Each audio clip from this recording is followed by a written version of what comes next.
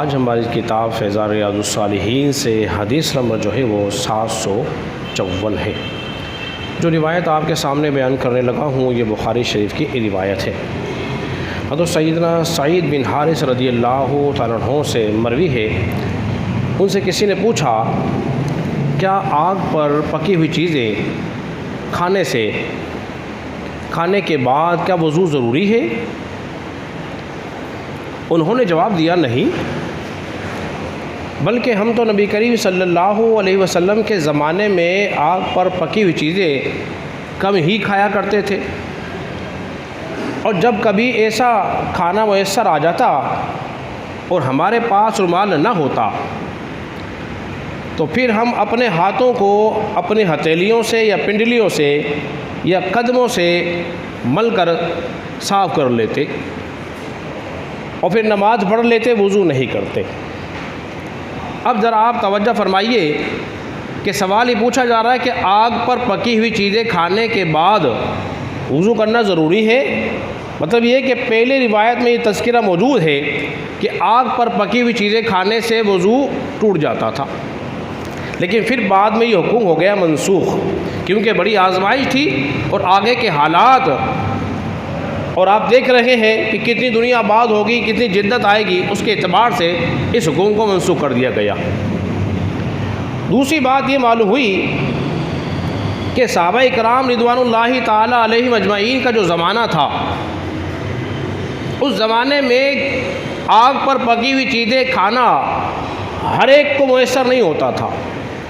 وہاں کی غذائیں تو کھجور اور پانی پہ گزارا ہوتا تھا۔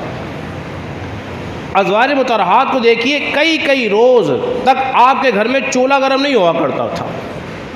حضرت عائشہ فرماتی 40 روز گزر جاتے ہمارے گھر میں چولہا گرم نہیں ہوتا تھا، چند کھجوریں کھا لی اور پانی پی لیا۔ کتنے صابر و شاکر تھے یہ لوگ، اللہ کی رضا پہ رہنے والے تھے۔ اگر آج ہمیں ایک وقت کھانا میسر نہ آئے تو ہم شور شرابہ کرتے ہیں، چیخو پکار کرتے ہیں، واہ ویلا کرتے ہیں اور رونا رو رہے ہوتے ہیں۔ کاروبار نہیں ہے، کام کاج نہیں ہے، بس اسی بات کا رونا ہو رہا ہوتا ہے۔ لیکن جب ہم اچھی بہترین عمدہ غذائیں کھا رہے ہوتے ہیں تو اس کا تذکرہ ہم نہیں کر رہے ہوتے، تو انسان جو ہے بڑا ہی ناشکرا ہے۔ دوسری بات کیا معلوم ہوئی؟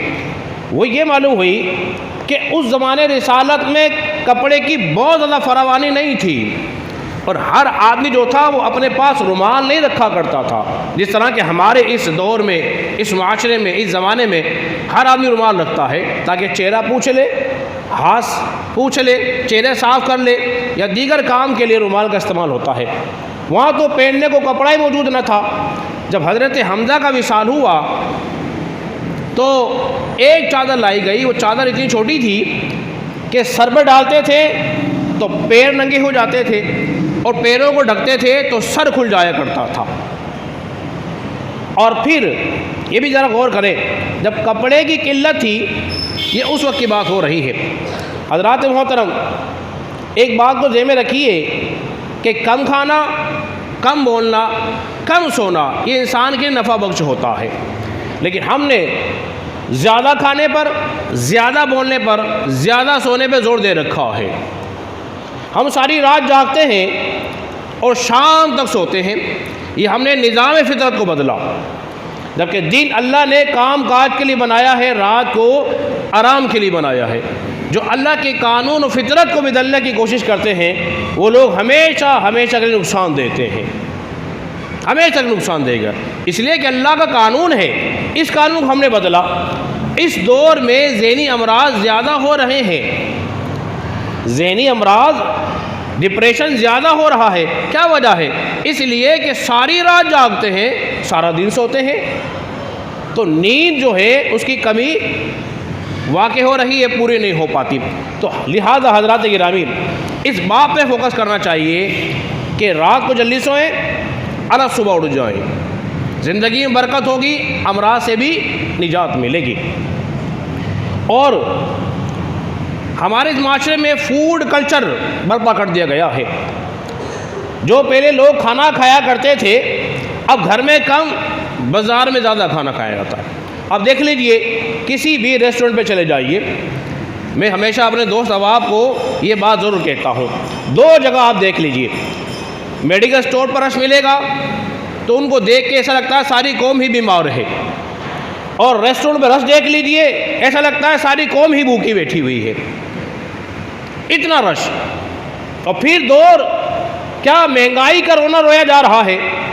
تو حضرات محترم آپ توجہ کریں، جو گھر میں غذا اچھی میسر آ جائے اسے استعمال کرنا چاہیے۔ کبھی کبھار اب عمدہ غذائیں بھی کھانی چاہیے، وہ بھی انسان کی صحت کے لیے ضروری ہے، لیکن ہم دور دراز کا سفر جھیلتے ہیں، برداشت کرتے ہیں، اور پھر عمدہ کھانے کو ہم کہتے ہیں کہ یہ بڑا اچھا ہو گیا، لیکن وہ کتنا نقصان دہ ثابت ہوتا ہے۔ اور صحابہ کرام کی زندگی یہ تھی، سادی غذائیں کھایا کرتے تھے، سادی غذائیں کھا کر اللہ کا شکر ادا کرتے تھے۔ جب ہم اللہ کا شکر ادا کریں گے ہوگا کیا؟ اللہ کا قانون کیا ہے؟ لَإِن شَكَرْتُمْ لَأَزِيدَنَّكُمْ، تم اللہ کا شکر ادا کرو گے اللہ تمہیں اور عطا فرمائے گا۔ اللہ رب العزت کی بارگاہ میں دعا کریں خالق کائنات ہم سب کو سمجھنے اور عمل پیرا ہونے کی توفیق عطا فرمائے۔ آمین۔ الحمدللہ۔